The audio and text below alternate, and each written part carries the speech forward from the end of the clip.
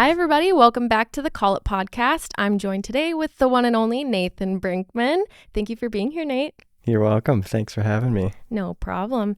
Nate will be co-hosting with me today. Jen will be back with us next week for our usual programming. But today we are going to have a great discussion with Nate about business development, which I believe anyone can benefit from listening to. So first things first, we need to get to know Mr. Brinkman here a little bit. So Nate, please give us a little something about your background, where you're from, your businesses, what your roles are, maybe your death row meal, or anything else you'd like to add. Okay. So I'm originally from Austin, Minnesota, kind of a small town upbringing, kind of a traditional, I would say, like small town American vibe. Moved up to Duluth after dropping out of college with my business partner and kind of stepped out into the world in that way. The reason we kind of just chose to come here was really just the area being such a nature oriented place. And there's just so much to do. I used to come here with my family on vacations and things like that growing up, and I really always thought of it as a vacation destination.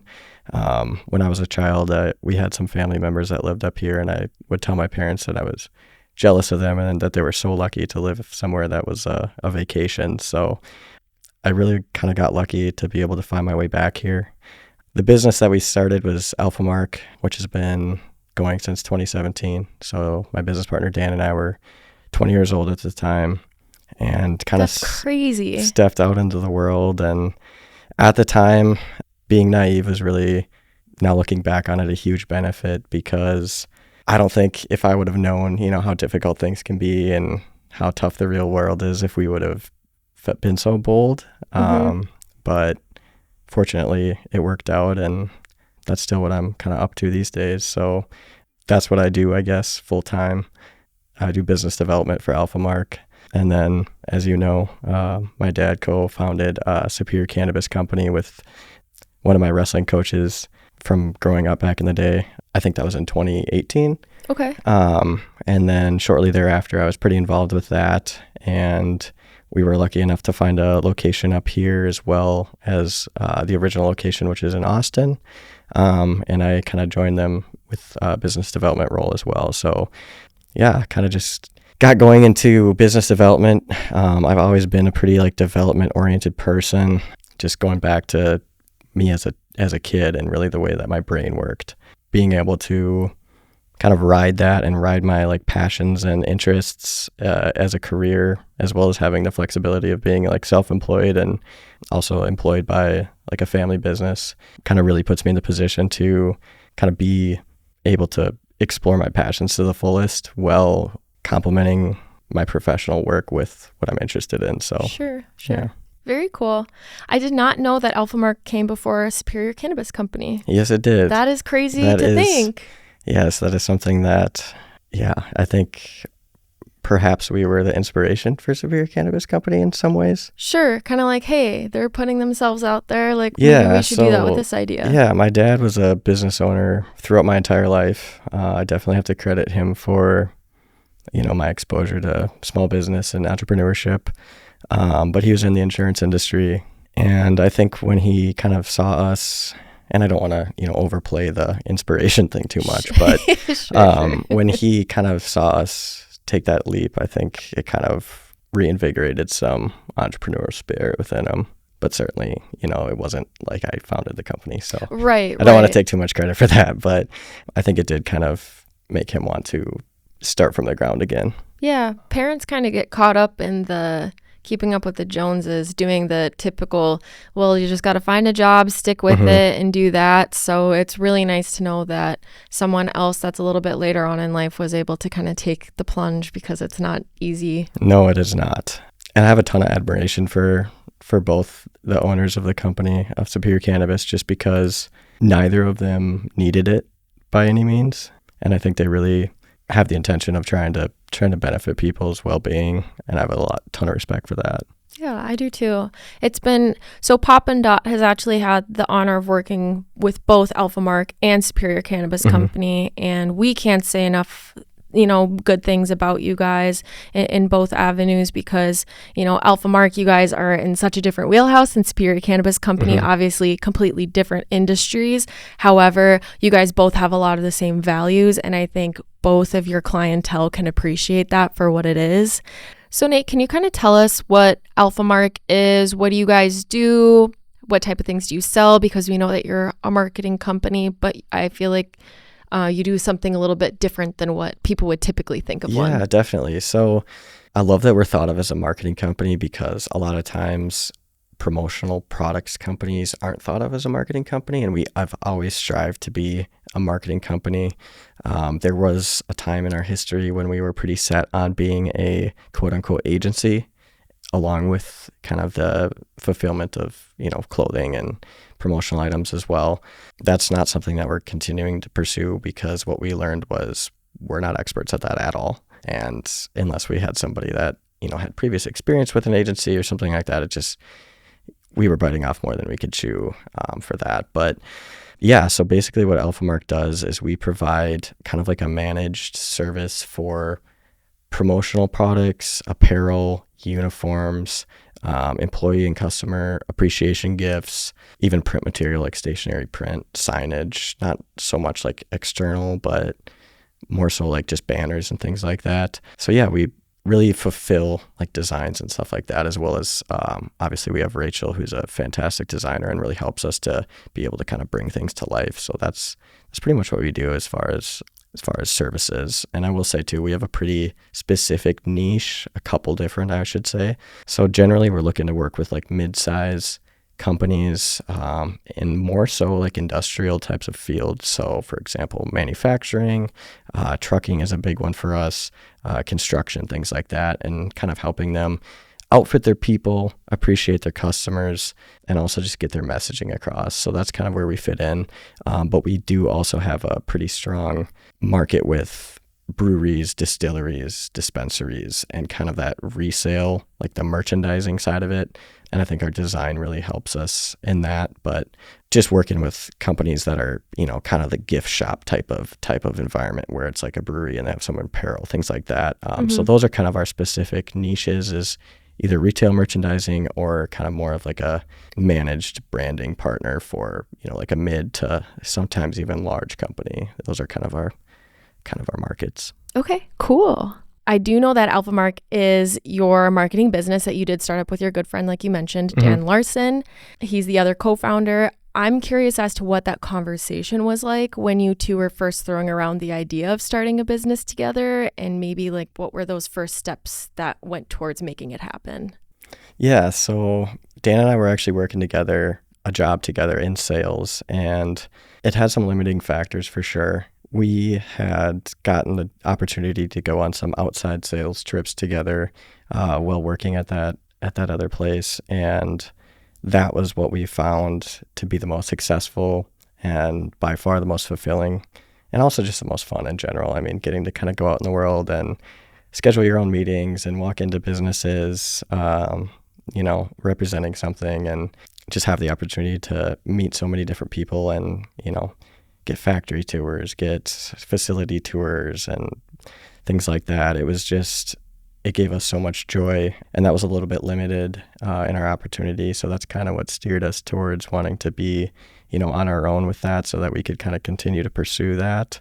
But really, we didn't hesitate at all. And I think that's something that I look back on really fondly, is just that basically we had one question of, should we do it? And that was it.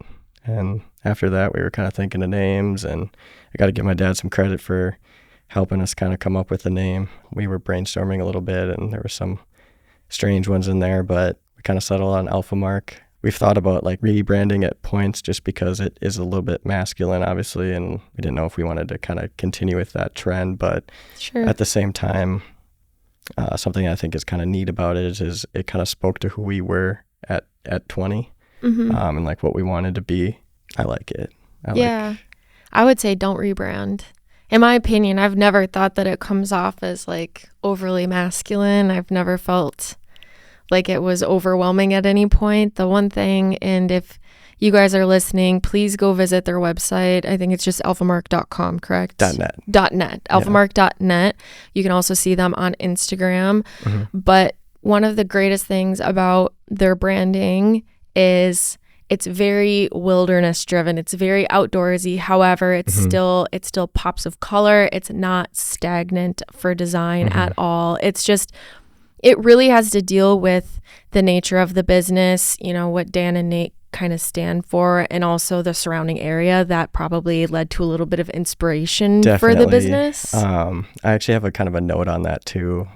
Anyone that visits will see our logo, and my cousin actually created that logo. Oh, really? And she also created the Superior logo as well. And she used to be my babysitter growing up, and I've always been a pretty creative person, although not artistic. And I think for a lot of people that are creative, if they do have like limitations like myself with artistic ability, it's kind of hard to like think of yourself as a creative person, especially as a kid. But I was always really creative, and I used to have all these ideas for different like characters, you could say, kind of in the realm of like Pokemon, Yu-Gi-Oh type of stuff. Sure. So I would come up with all these different abilities and colors and features, and she would draw them out for me into like a little card.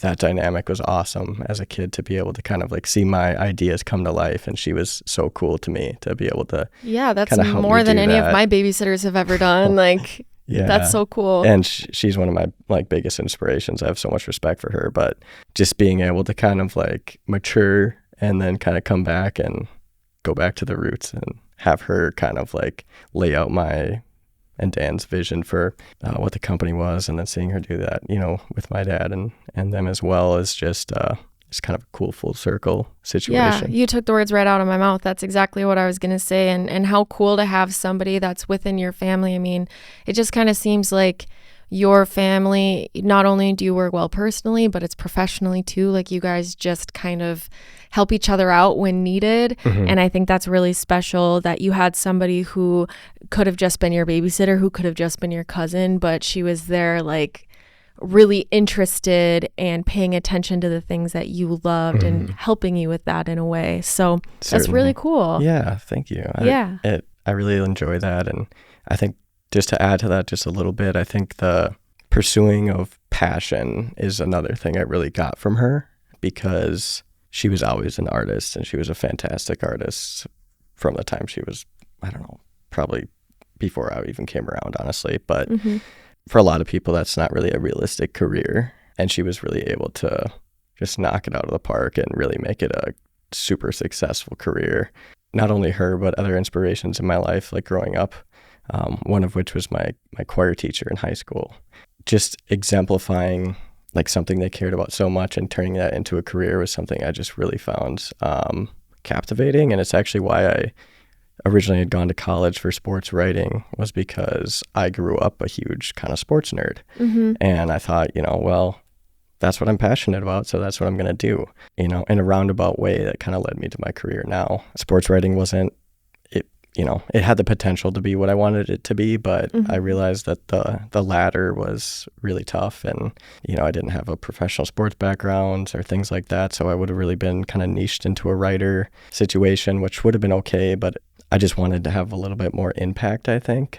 Do you think that was the reason why you chose not to continue with college, is because you felt like maybe the major you were going into or the degree you were going to get just didn't align, and then after that you were like, well, there's really no need for college? Or what was that moment like where you're like, this just isn't a good fit anymore to do next education?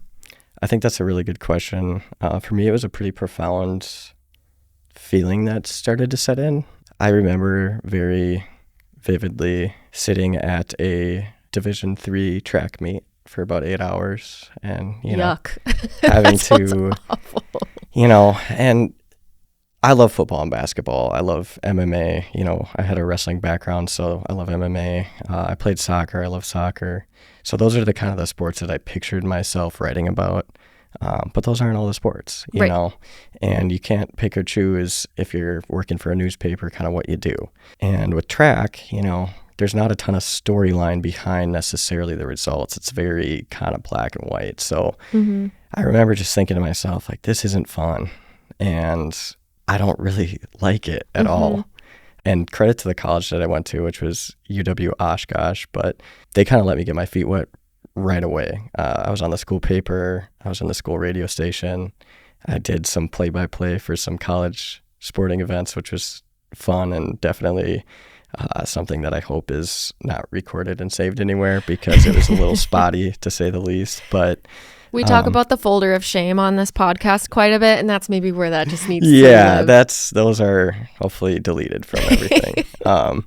Just being able to kind of explore that, I think, kind of taught me that I didn't want to do it quicker. So I appreciate that. But yeah, so I kind of had that feeling, and it kind of was something that was, I would say, maybe like a 2-month feeling it set in where I just felt like something really had to give. And I pictured myself doing something almost like philanthropy or something like that, and wanting to have like an impact at a community level. And I just didn't feel like I was going to be able to accomplish that through what I was kind of going to school for. And there is like investigative journalism, and it's a very, I'll say, like noble profession. I think we really need good journalists that are willing to spend all the time to get to the bottom of things and to expose issues and to make people aware of things. So there's that side to it too. But I just felt like the way that I was going to be able to make the most impact was to be able to kind of be self-employed and to eventually, hopefully be able to kind of explore more of that like philanthropy and real impact that I was hoping to have. So it was really like I would say 2-month kind of towards the end of that second semester of my freshman year where I just kind of started out as realizing something has to give, and I don't see myself doing this. I see myself doing something different. And then kind of like slowly working towards what that may be.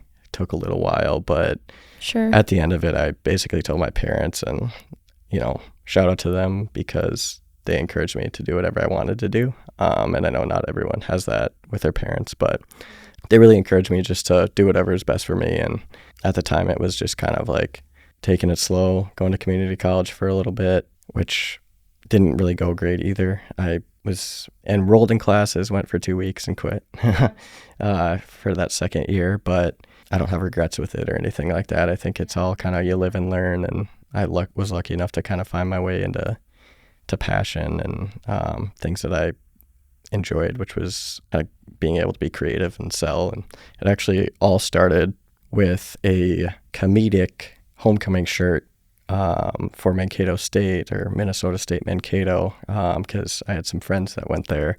I had seen in Oshkosh that people would make funny shirts for all the different things, and Wisconsin had a lot of those different events, but whether it was homecoming or pub crawl or things like that, it would just be kind of a funny saying or things like that, and I would see everyone wearing the shirts before the event. Right. So I just figured, hey, let's get an artist, make a funny take on homecoming, and try to sell the shirts. And that's really what kind of was the first step in entrepreneurship for myself and Dan.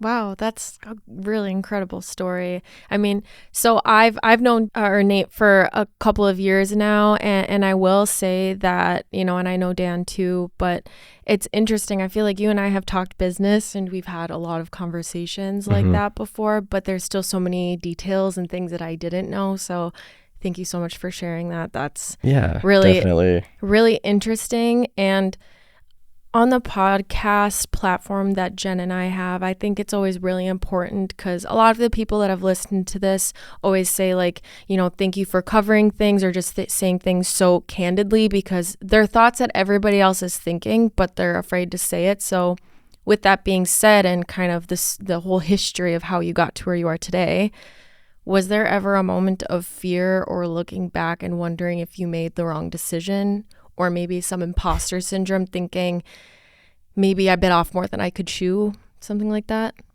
Yeah, that's a great question. One of my kind of favorite business quotes that I've seen over the last, maybe 5 years was relatively recently, and it was a podcast or something like that with the founder of NVIDIA, which that's like a computer chip AI kind of company that's really grown tremendously in the last few years. And the people that were hosting the podcast, and it was kind of like a tech or business type of podcast, but the people that were hosting that asked him, if you could start a new business right now, what would it be? Expecting him to say something along the lines of innovation or where he sees technology going.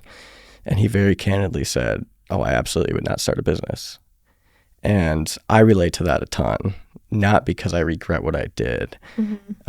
And he added some context to it, but basically the naivety that you have when you don't know what's going to come is really a strength as an entrepreneur, because quite frankly, if you did know, you probably wouldn't do it because of how difficult it is. So that's kind of, I mean, I would say it's almost every day. And I don't say that to say, you know, I don't like what I'm doing or anything like that, but it just really is, it's a tremendous challenge, especially being super young. And at the time, you know, Dan and I were really confident in ourselves and, oh, you know, we can be leaders, we can manage a team, and we were the captain of our 8th grade team. So, you know, you think you have the skills, but, you know, it's a lot. It's certainly a lot. And I would say, yeah, it's almost every day that you feel that little bit of imposter syndrome. You know, can I actually be this person that I want to be and that I maybe try to portray? It's kind of scary too, being a small business owner, because it all relies on you, right? My dad and I, we don't have employees yet. You guys have employees. So there's also that added responsibility of taking care of the people. Absolutely. And you've had almost the same team from the very beginning, which is, you know, a feat itself. But now that you've grown to care about these people on a personal and professional level, like there is that added pressure of, well, not only do we need to make this work for both Dan and I as the owners and the founders, but for our team that we've built. Yeah, definitely. And honestly, it almost makes me like feel a little bit emotional just thinking about that, because like the amount of gratitude that we have, you know, for people believing in us and sticking by us when we quite frankly had no idea what we were doing, you know, it's insurmountable. It's great. So, but you know, there's been a lot of challenges with it too. Hiring, I think, is, and just personnel in general, is probably what I would say has been our most difficult thing to kind of take on with business. And it's just not what you expect. It's not that the people are bad by any means. It's just being a good salesperson and being a manager is two different things. And you can't have standards for people if you don't have them for yourself. And that's a slippery slope sometimes too, because you also can't do things just because, you know, you want everything to be even. So it's definitely a difficult situation to have employees and to take care of them and to do right by them. But at the same time, there's not really any other option in my mind as far as like taking care of them and doing the right thing. But yeah, that's been something that's been a big challenge, big learning curve. You guys are killing it. You have one of the best teams in the businesses that I've come across in Duluth. So I say, like, I always talk about Rachel. How do you pronounce her last name? Teisty? Teisty. Okay. So Rachel Teisty, she is an incredible graphic designer. I talk her up to whoever I can.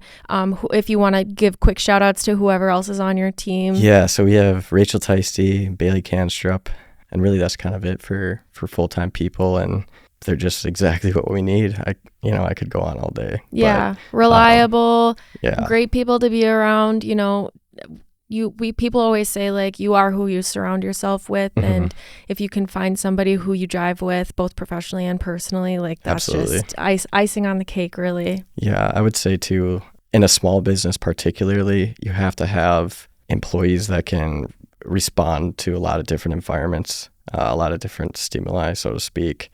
And things aren't always consistent. You know, you don't have the corporate structure where you have a manual for how everything's supposed to be done and how to handle every situation. So every day kind of is different, and that's not for everybody. And that's something that, you know, hiring in the future, we're definitely going to be a little bit more forward with the people that we interview. Even it's just, this isn't 3M. This isn't McDonald's. Right. You're not coming into something that everything's laid out for you. You're going to have to be kind of a self-starter, but not too much of a self-starter. You know, you're going to have to be pretty flexible at all times and, Some things might have a deadline of 3 o'clock. Some things might have a deadline that you can schedule around a little bit better. But things like that are, I didn't think about that when I was going about like building a team or hiring. I didn't think that it was going to be so much, for them to be able to accommodate. And I didn't think that maybe it would be something that we would almost have to warn people about. But it definitely is, a lot different working for a, so to speak, startup than it would be working for,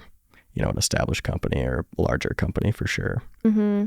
Well, when we landed on the topic of business development, because it was definitely a collaborative effort to figure out what the heck are we going to talk about this week. And, we said that maybe we'll touch on community development too, because I know that you are genuinely involved in the Duluth community as well. So, wherever the wind takes us, we could talk about that. But I do definitely want to highlight your career, what you're implementing at Alphamark and Superior Cannabis, because your role is business development. So like, who better not to speak on that than you? So I did want to start off by asking, how do you implement development into your business strategies for Alphamark and for Superior Cannabis? Yeah, that's a great question. I'll start with Alphamark just because it's a little closer to home. Sure. It really starts for me, and maybe some of it's just the way I think and kind of going back almost to being a sports nerd almost. But growing up, I was always really into like teams and stats and team development and player development, and it just really interested me. And I always wanted to watch a team that was, let's say, a basketball team that had, younger players that could be something someday. Those are always the teams I was following the most because I was so interested in how they could jive and become, a better version of what they were. Sure. More so than I would be interested in watching a team that's, the best of the best, so to speak. So that's always kind of been how I've looked at it, but also that kind of like innate skill set, you could say, that had to do with being a very statistically oriented person has actually translated really well for me in a different sense with prospecting. Prospecting is probably like my favorite thing to do. And I know it's not for a lot of people, but I love to be able to look at a MSA, like a metropolitan statistical area, and find out, how many companies there are in a certain industry above a certain head count, for example. Like that kind of stuff really is what gets the wheels turning for me. And with that, that's kind of how I approach it with Alphamark, is really kind of honing in and being thorough on, a lot of people are kind of finding clients through Google or things like that, which is, everyone does their own things in their own way, and that's totally fine. But for me, I want to be very comprehensive with my prospecting and very, no one slips through the cracks. There's no company that I didn't call that's in this industry, that's in this area. And if there is, I'm doing something wrong. I love databases of things like that where I can find that information and kind of categorize the prospects and kind of work them through the funnel. And I really don't want to leave any stone unturned. That's kind of my goal, and there's companies obviously that you can't get a hold of. There's things like that, but I want to at least try everybody. And that's kind of how I approach it, is really honing in on who is our ICP, like ideal client, and kind of getting that profile down from like their headcount, their revenue, their industry, their kind of function, and then trying to be extremely comprehensive within a geographical area. Geography is also a big interest of mine. I was a 2-time geography beat champ in elementary and middle school. Subtle flex. Yeah. I love geography. I love travel. I love maps. So the maps and the stats kind of just go hand in hand with the prospecting, and that's almost an obsession for me. Mm-hmm. Tickles your brain in the right spot. It does. And that's really how I approach, I guess, business development from that standpoint, from a sales perspective. It's for Superior Cannabis. Obviously, it's a different game because it's a retail business. There is like a sales element to it as well. But really where my focus is on with that is more so, and I will say, I do a lot of things that are just kind of, I don't want to say reactive, but just a lot of the kind of do what has to be done type of stuff, which I don't have any problem with. That's part of being in a business, and I kind of love it. But with that, with Superior, I really look at it from like a retail standpoint of like, how can we be in a great spot and Kind of how I landed the job with them was walking around in Canal Park and seeing a for lease sign and saying, what could this be? Yeah. And that's how I look at it for that. So it's different, but it really does have to do with like locations and kind of statistics and things like that. So I guess. Yeah. The two sides of the businesses that you work, that you own and that you work for kind of rounds you out in that business developmental stage, because you're getting a completely different sides of it, which I'm sure you're just putting in your tool belt and just using it whenever you see fit. And to be honest, like it's the diversity of function in the different roles that I have is something that really keeps me like energized, whereas some people, or even myself, if it was the wrong thing, too many things can be exhausting. But when I'm able to do different things that I enjoy, it energizes me more.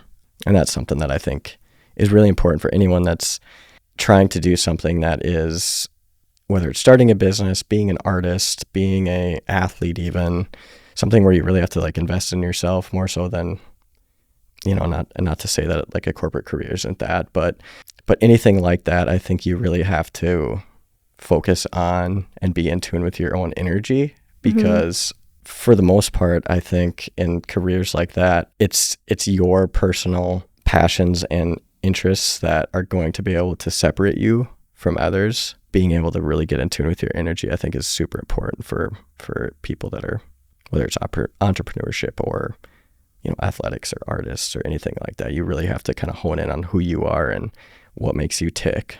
And you got to wear that too. Like you can't just hope that that's what it is. Like you have to believe it, you have to breathe it, you have to practice it every day. I mean, it's got to be like your embodied mantra, like this is who I am, business, that's what I'm putting out there. Yeah, because you also want to make sure that you're, you even have to think about yourself personally as like you embody your business. So if it's not consistent, you yourself, between what you're putting out with your physical business, then people are going to be confused, and then your ideal clients may not align with you, and then it could be a missed opportunity. But absolutely, you guys are always, I think one thing that's really refreshing about what Alphamark does is you're constantly reflecting, and there's never ego involved. It's quite literally, what have we been doing? Let's review it. And then if it's not working, let's change it. You're definitely not stuck in a rut, because you're always looking to evolve and do better, which a lot of businesses don't do. I think that there's a lot of like scared feelings and emotions and fear about admitting that maybe an idea didn't necessarily work out. And as a business owner, you have to kind of eat crow and be willing to admit that that was a really bad decision, but I'm going to do the best that I can do and just make a better decision to fix it. Yeah. And that's, the accountability on decision making and being able to kind of hold yourself to, like you said, admitting when things don't go well is, that's a huge thing with entrepreneurship, because if you can't do that, you're just going to be hung up on things and you're not going to be able to move forward. That's particularly a needed strength when it comes to entrepreneurship, and something that I think I've learned through my time as an entrepreneur that's given me more context to kind of what I said, because I do think that I would have said something similar to this maybe even at 22 years old, 5 years ago or whatever. But something that really has added context for me is you have to protect your energy, because it's very easy to get caught up in reactivity. It's very easy to get caught up in tasks or things that are fires, for example. And if you don't kind of make sure that you're able to allow yourself the space and time to be honing in on what you are best at, you won't do it. And I've been there many times where it's like, hey, I feel like I've been reactive for the last 3 weeks and I still don't have a grip on it, Right. So really having to protect your energy and your time, and setting a time aside for what your strengths are and things like that is really pivotal and important, but also difficult, especially in a small business when there's a fire. Who else is going to put it out? No, there's nobody there. You have so many hats you have to wear. Exactly. This is actually a really good segue into my next question, because at your age, you really have accomplished so much. I mean, 20 years old starting your own business. I can count on one hand how many people I know that, and it's you and Dan. So you are very wise, and what you can offer in the professional world is really unending, but it is interesting, and maybe a lot of people might be able to connect to this. But how do you personally keep composure under pressure and keep the momentum going instead of maybe feeling the pressure of things and let it keep you in that moment for too long? That's a great question. I think I'll kind of make an analogy of this because that's kind of the way I think. But hell yeah, roll with it. I'll go back to wrestling, which is the sport that I was in when I was growing up. And obviously in wrestling, you don't want to be on your back. Mm-hmm. That's the worst thing you can be. But at the same time, you got to fight, and the match will end eventually. That's almost the mindset that I take to that pressure that you're talking about. Is it's going to get better. It might be a lot longer than you want it to be. It might feel like forever sometimes, but you have to get off your back at some point. Mm-hmm. And there's really no other way to do it than fight. Yeah. And having that in my background, as well as just other things that I've gone through and done, I guess, has really given me like a resilience. And that's kind of all I can say to that. I don't think there's a trick. I mean, maybe some people have a trick, but I don't think there's really a trick or a cheat code to being composed or to being able to handle pressure. I think you really just got to tough it out. Mm-hmm. I like that. That's some raw advice. Great analogy too. That's kind of how I would take that. Yeah, it takes a lot of persevering. Absolutely. I do want to switch up the setting here a little bit, and we're going to do some rapid fire questions. Great. Just to kind of like, we're already loosened up. We're feeling better. Yeah, so for sure. If you're cool with it, I'll start. Okay. All right, let's go. All right. Where is your favorite place that you've traveled to, and why? I'm going to have to go with Miami, and it's because I'm a fun person. I love music. I love dancing. I love sunshine. I mean, Miami is all those things. It's a great time. Highly recommend it to anybody. But yeah, I mean, I've been to, a lot of cool places that maybe have like a different vibe or feel, and they're cool for different ways. But at the end of the day, I think I definitely had the most fun in Miami. Never been, but hopefully one day I will. Yeah, I would put it on your list for sure. Okay, I will do that. What is your favorite thing about Duluth? I might have to think about this one a little bit.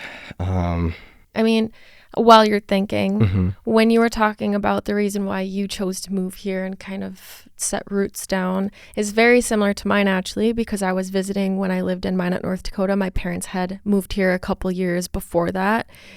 And I remember sitting up at their place and I felt so calm.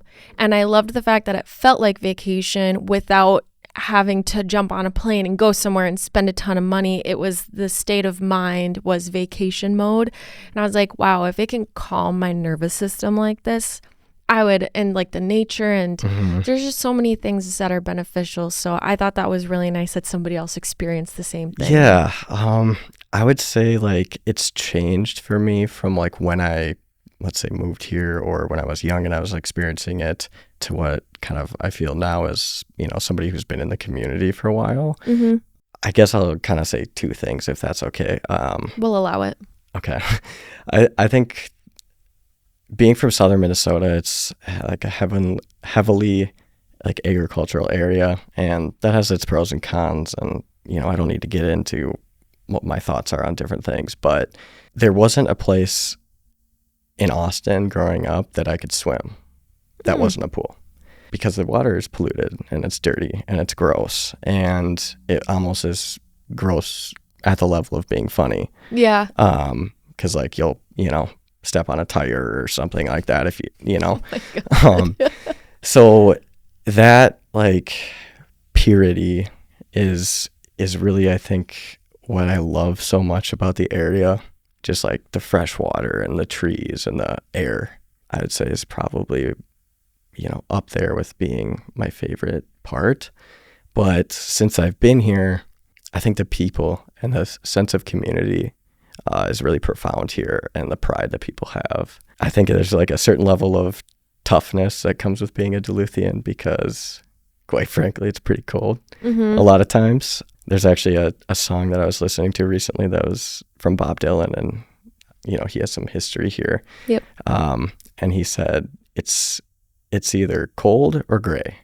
That's true. It's kind of, there's 2 seasons, and one of them is cloudy and misty, like we've seen for the last month or 4.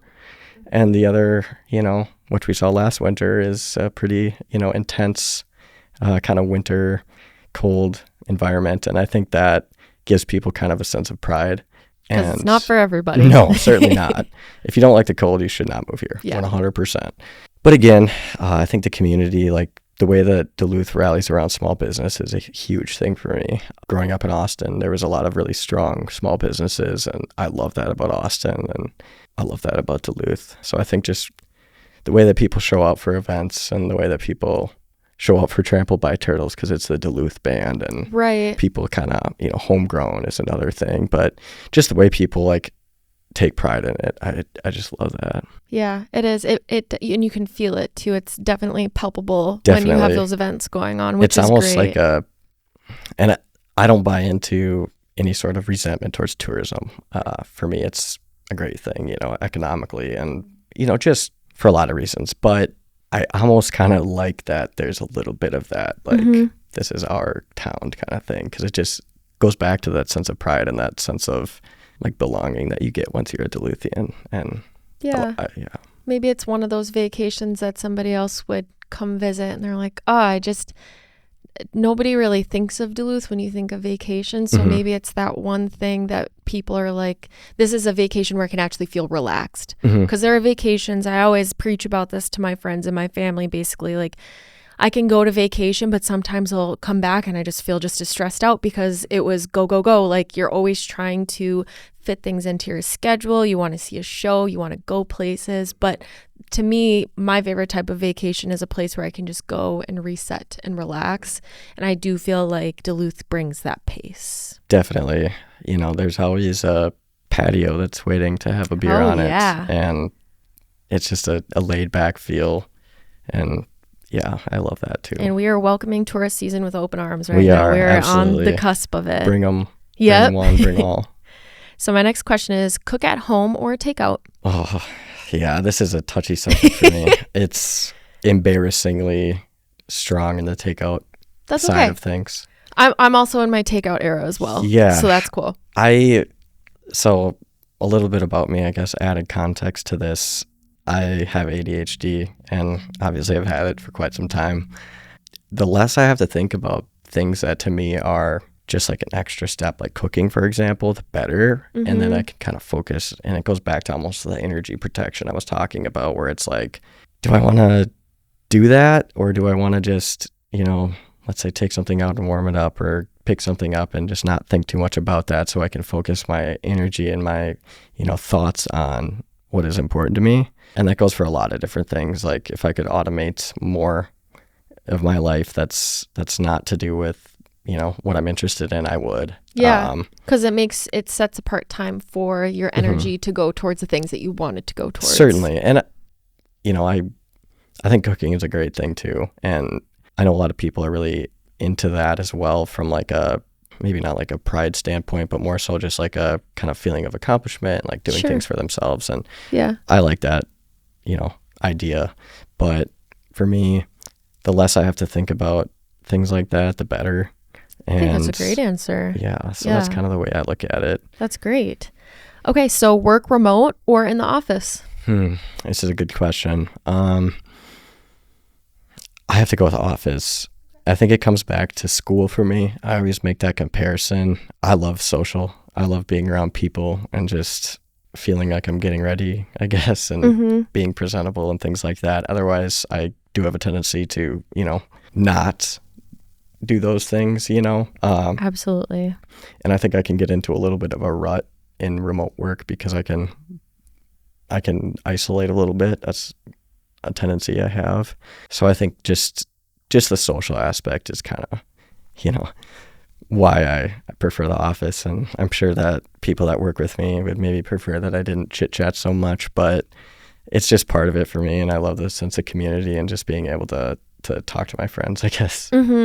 Well, like I've been in so many offices where talking is not welcomed with open arms. So I would have to say to anybody who doesn't like it, work in an office where you're not allowed to do it, and you'll probably take the other option. I will say quick.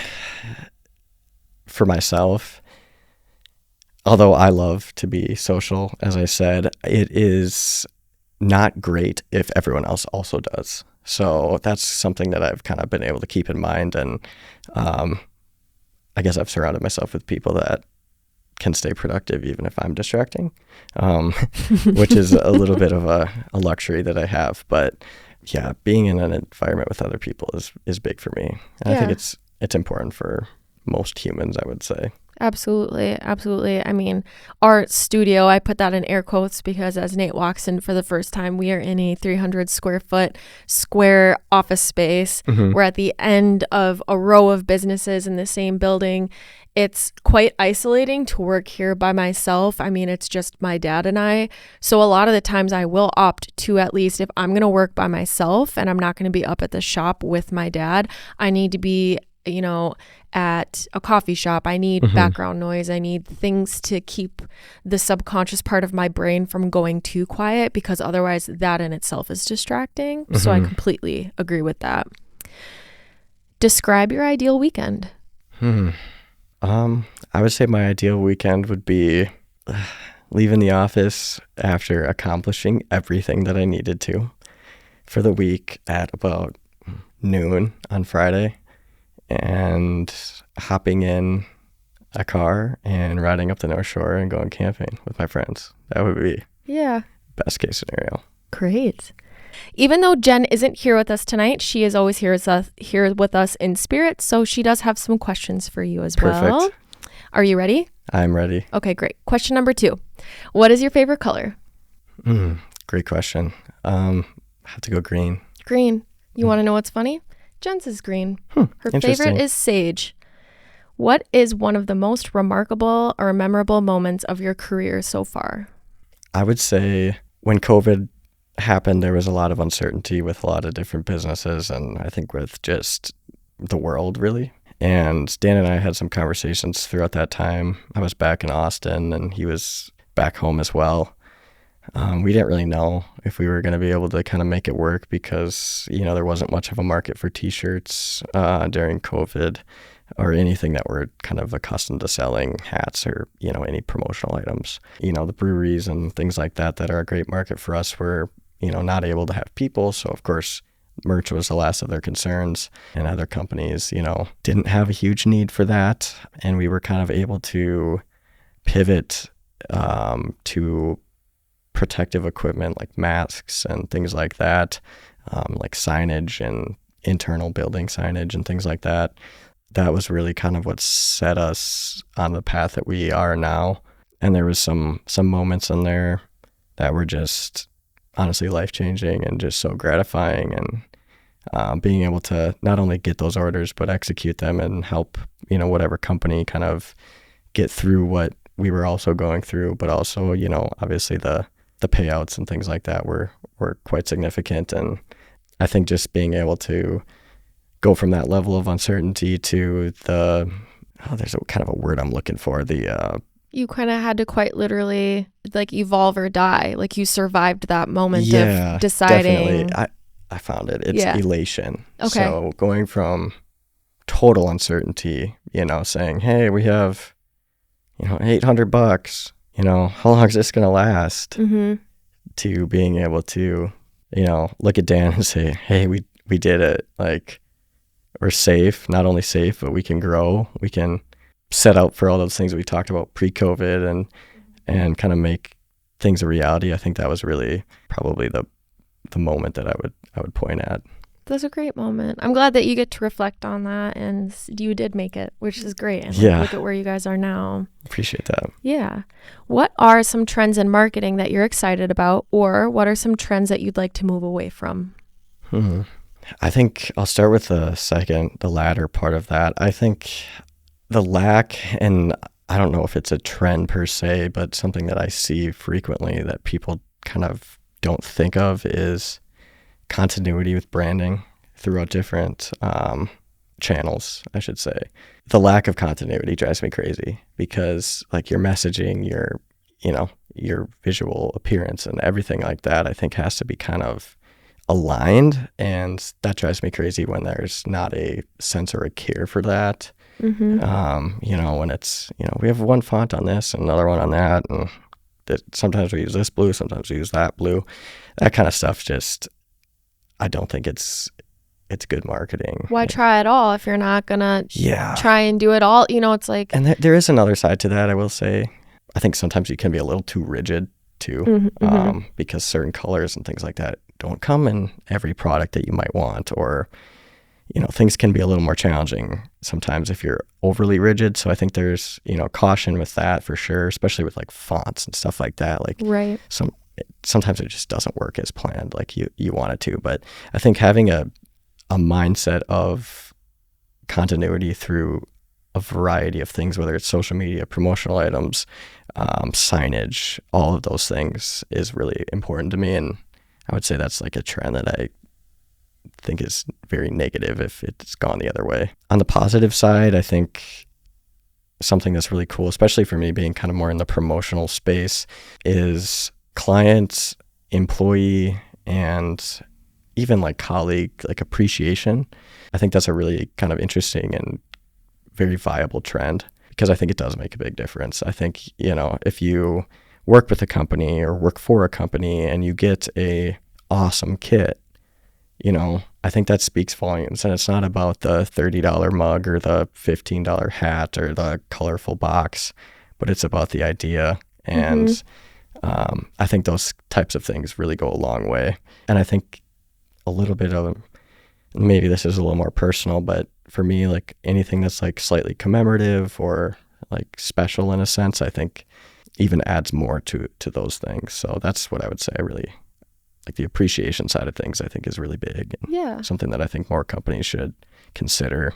I would agree. I'm not in your realm of work, but as a consumer and having to work with, businesses like you, I totally agree. I think that's a great answer. So Jen's last question is, what do you think sets apart small business marketing firms compared to larger, more widely known ones? I think it does depend a bit on the marketing function you're doing. So I guess that's kind of the first thing I'll say. I just think like something like video is vastly different than business cards, and there's a lot of different things in between. I would say it really depends on who the client is, because quite frankly, there's clients that have came to me that would be better off going to Vistaprint than they would be coming to me because of what they want and how they want it, and maybe how little they need. I'm not here just to have a cheaper price. I'm here to give you some consultation to help you align. If that's something that, let's say you have an internal marketing team that has that already figured out, then there might not really be much of a point in working with us, to be frank. So that's part of it. It's kind of cliche, but I guess just the personal touch is kind of something to talk about to answer that question. But I think there's kind of a lot of differences, and it really just depends on what the function is and what your goals are and what type of business or organization or what have you that you are representing, I guess. As much as I'd like to say small business is always better, it's not. There's certain scales that are a little too much sometimes for a small business and things like that. So I think it really depends on the scenario as far as like what the benefits could be. But I guess, does that answer? Yeah, no, it does. I mean, maybe what you could sum it up to is like you guys both have strengths, but like had a discussion before we even started the podcast that, larger companies they're good at some things and you're better at some things, and it's like even though you guys are in the same wheelhouse, it's completely different. So I think that was a great answer. But we're drawing near the end of the episode, so I just want to say, thank you for being here today. Thank you for taking the time out of your schedule, giving us a little insight to what it's like to not only be a business owner, but you're incredibly intelligent. You're a very driven human being. You're very motivated.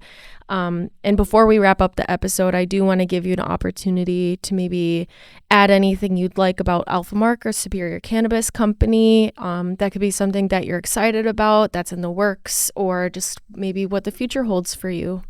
Yeah. I I think Superior, I'll start with just kind of one at a time and we'll see kind of where it goes. But Superior Cannabis, I would say the cannabis industry as a whole is kind of obviously shifting here in Minnesota with legalization. And I think one of our kind of core values and really like emphasis is on kind of having a fair market and having accessibility. That's something that I think is really important. And I want people to kind of understand about that industry. I think small business is always a really important part of any market. And like I was saying with the marketing side of things, different scenarios where a larger or smaller business could be better, but I certainly don't think that there's any scenario in which there should only be one or the other. Mm-hmm. So I think that's something that, I want people to kind of pay attention to as legalization kind of comes around, and supporting small businesses like ours, but everyone else out there too that's doing something, because it's kind of a cliche thing, but back, I remember a saying maybe kind of growing up that was like, when you support a small business, you're supporting like a kid's sports equipment, you're supporting those types of things. And I think that's really important. And to me as an entrepreneur, it's someone's dream, mm-hmm. and I think that's really profound. And I think you got to keep that in mind when you're consuming, and not just cannabis, but anything. So that's kind of something that I think is really important. And just like markets, kind of a free market, so to speak, in the sense where like the barrier to entry isn't too high, and you can support small and up and coming and people that really have a dream that they're putting something into, rather than per se like a large corporation that's coming in from a different state looking to capitalize on something. Maybe they do have a great product that you like, and that's great, but where's that going back to? I think that's really important to keep in mind. So that's what I'll say about Superior. For Alphamark, I would say we're starting to get to a point where we're really finding our niche, and that's been really gratifying for us. A lot of our early days were kind of one-off sales or one-off orders, or even if it wasn't just a one-off order, it would be like, let's say we would be the hat guys, or we would be the pen guys, or mm-hmm. something like that. And that created a lot of chaos internally, just because, as a salesperson, it was a lot of hard work, because you're basically kind of turning over a lot. So mm-hmm. You had to sell a lot more. And now we're kind of honing in more on specific clients and how we can help them over the long term. So I think really kind of being a partner is kind of the way we're shifting. And I think that's a really good thing for us, but also great for our clients. And it makes me excited to be able to help somebody level up, rather than just having, a product that they couldn't find somewhere else. So I think that's kind of what our emphasis is. And it's also something I'm really excited about as we kind of step into the future. And then personally, as I've mentioned several times, I think development is a huge part of who I am. And I'm starting to kind of dabble with some real estate development things, just kind of being a fly on the wall when I can. And I have some exciting things coming up, being able to share more about development. So I'm really excited to be able to kind of announce that shortly in the future. Something that's always kind of driven me or been of emphasis to me is like economic development and things like that. I remember being a young kid and thinking, why isn't there any grocery stores on this side of town? Or why isn't there a fun restaurant over here? And why is it all, sectioned in a certain part of Austin or whatever? And every time I ever see, a building that's being built or a lot that's being cleared, I'm always wondering, what's that going to be? Being able to kind of be at the ground level and kind of help to spread the message, which I think is, at this point, it's what I'm able to do. I'm not able to, unfortunately, be a real estate developer right now. I just don't have the chops or experience or cash or anything like that. But being able to help get the message across, I think, is a really valuable thing for the community and also for the businesses themselves. Growth is something that people can get behind, and I think momentum is something that people can get behind. So being able to kind of use my strengths to help other people understand what's happening around them, I think is something that I'm really, really excited about. And to see growth, not only in Duluth, but in any city, I think it's always good to strive. And I think striving is a great thing, but there's also a lot of resentment at times with things changing around people, especially in their own community, that they might have different feelings about. I think a lot of that, though, has to do with just not knowing. So I'm really excited to be able to kind of use a little bit of my, let's say, journalism background to share that with people and kind of get that momentum built up. And I will say there was still is a kind of initiative here in Duluth called Highway 61 Revisited, sharing the idea of possibly eliminating 35 at a certain point in Duluth and creating, a few extra blocks of commercial residential space kind of right in the waterfront area. And that really motivated me to want to be a part of it, because whether it was positive or negative, and it was mostly positive, it got so many people talking, and I was so impressed with how it was presented, to the point where now that there's, federal money being assigned to Duluth to further explore kind of what that could look like. Hats off to them for what they've done, and really they motivated me to ride on that momentum and help it in other ways. So sure. Yeah. Great. Well, I look forward to the announcement whenever that comes. Absolutely. Thank you again for your time today. And to you and Dan, congratulations on, being in business since 2017. That is such a great feat. Again, Everybody go visit alphamark.net, Alphamark on Instagram, and then also visit Superior Cannabis Company. They have a location in Austin, Minnesota, also in Canal Park in Duluth, Minnesota. There's superiorcannabiscompany.com. I believe you can make online orders as well. Correct. So yeah, gas up these local businesses. They are some of the nicest people I've ever met, and I hope to have you on here again. So absolutely. Thank you. I would love to come back. Thank you. Great. Well, have a good night, everybody. We'll see you next week.